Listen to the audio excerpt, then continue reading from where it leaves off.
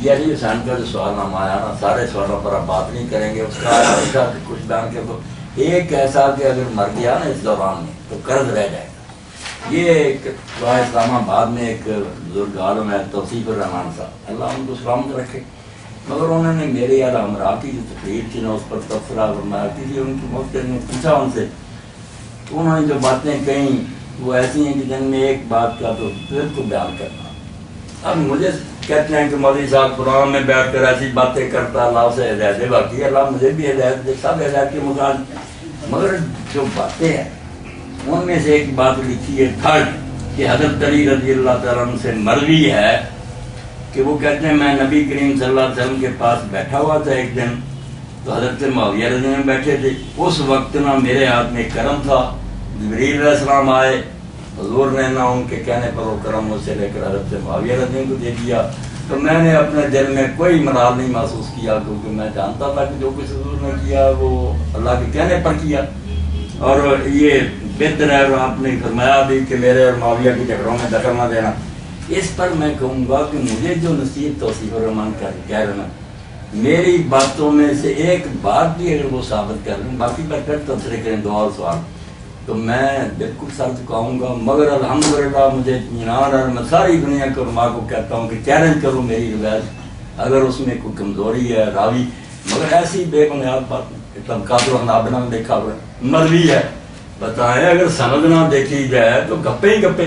میں توصیف الرحمان صاحب کی طرح ہو جاؤں تو میں اپنے اہل سنت کی کتابوں سے نکال کر دکھاؤں گا کہ حضور نے فرمایا جب معاویہ کو میرے منبر پر خطبہ دیکھو تو اس کو قتل کر دو، یہ فرعون ہے اس امت کا، مگر میں توبہ کر دوں، میں حضور کا نام غلط کیوں استعمال کروں؟ مجھے پتا کہ وہی بے ایمان لوگوں کو گڑھی، ان کے چیلوں نے بھی جو گڑھی ہیں کرم باری، یہ بھی بالکل کوئی شان معاویہ رضی اللہ عنہ کے حضور نے نہیں بیان فرمائی۔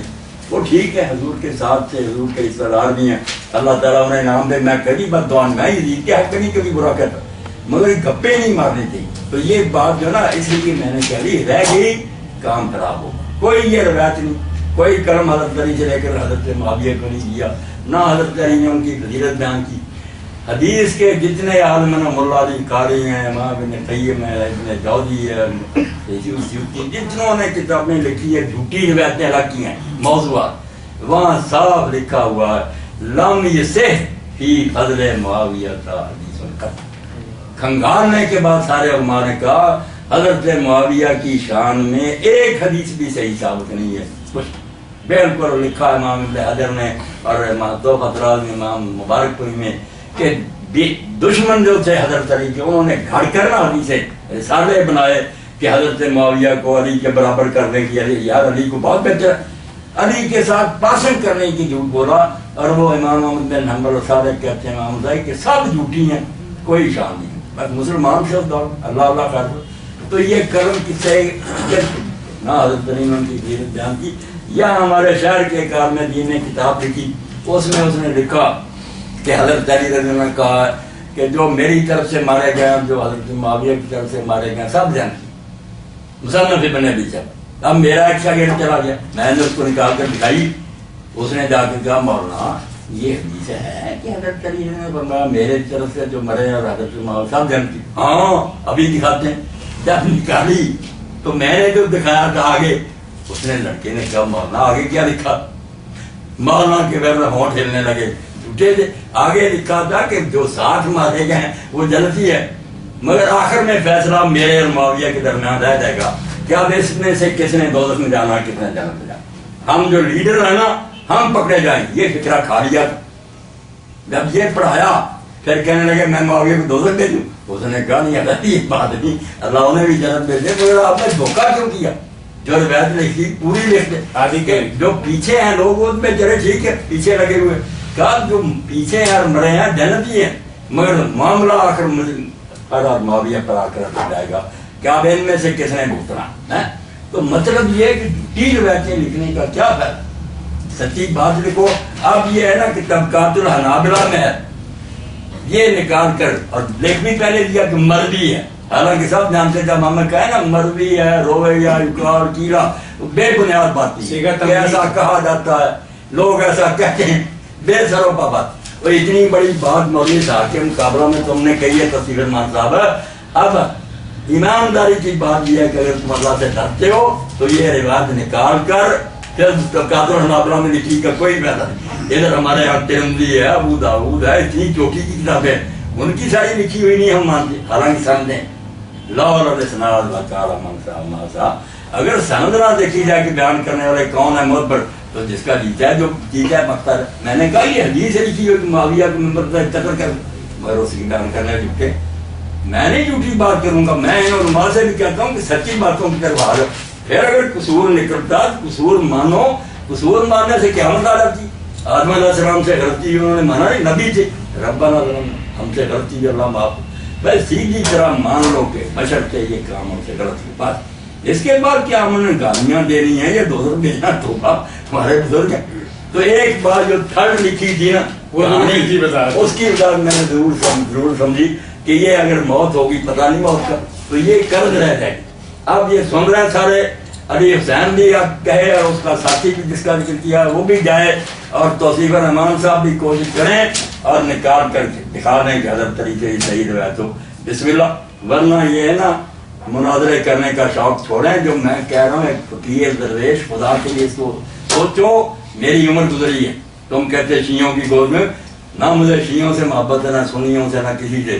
میں جو کچھ دین حق کہتا ہوں اس کو جزاکم اللہ اللہ دیکھوں گا اس کی بات کو. جزاکم اللہ احسن الجزاء. کیا کہ ختم کریں کہ مولانا توصیف الرحمان صاحب نے اللہ علیہ السلام رکھے میرے لیے دعا کی کہ اللہ انہیں ہدایت دے.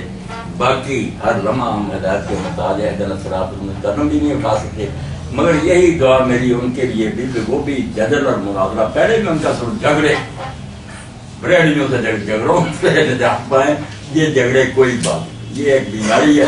اس کی بجائے تحقیق کی طرف آئے کہ جو دوسرے کہتے ہیں بیچارے ان کو بھی غور سے سنا.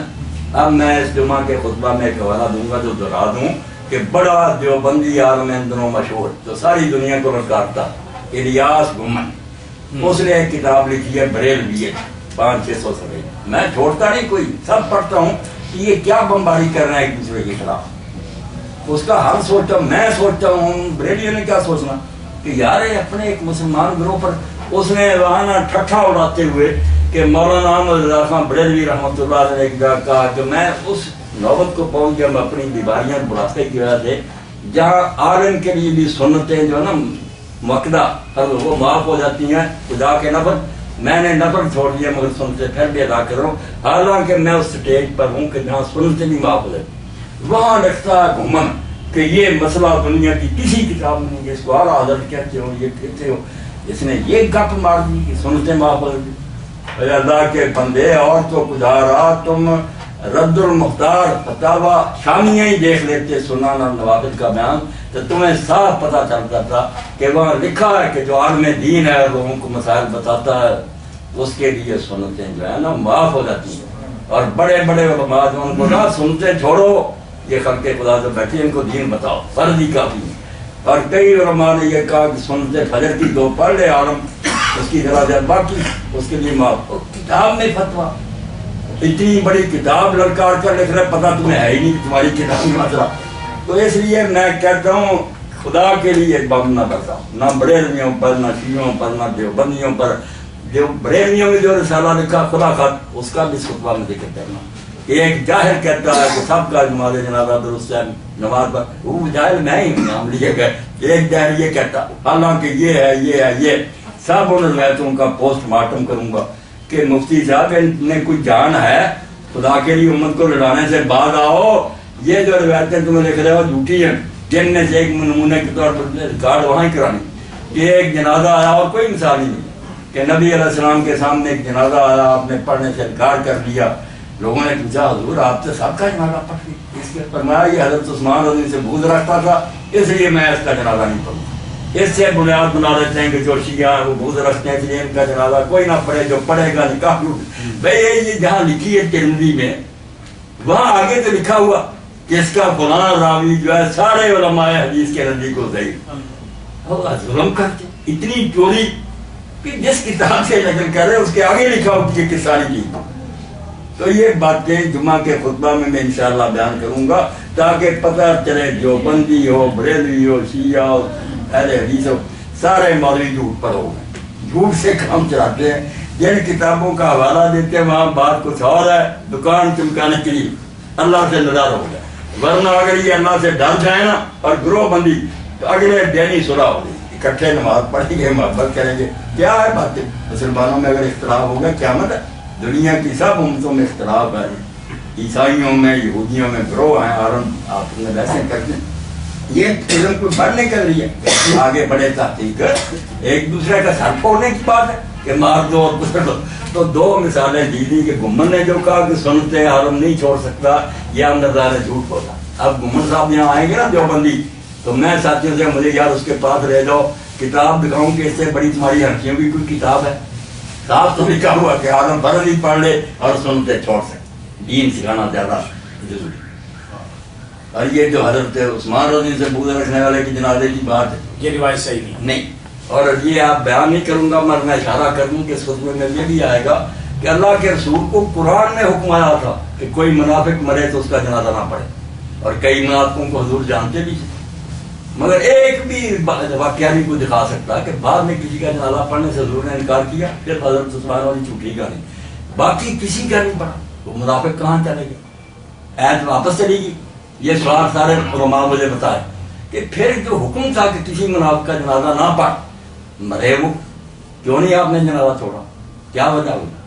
اور یہ بھی قرآن میں تھا کہ اے نبی کافروں سے جہاد کر اور منافقوں سے، یہ بھی قرآن کیا، آپ نے جہاد کیا، مدینے میں منافقوں کے ساتھ جنگ لڑی، پھر ان ایسوں کا کیا بنا، حال میں بتاؤں انشاءاللہ ہوا انشاءاللہ۔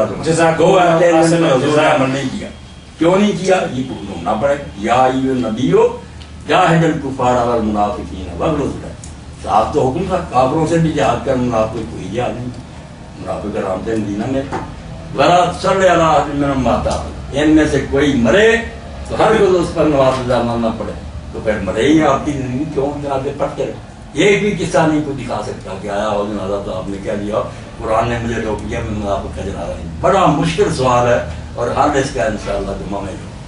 وآخر دعوانا جزاکم اللہ۔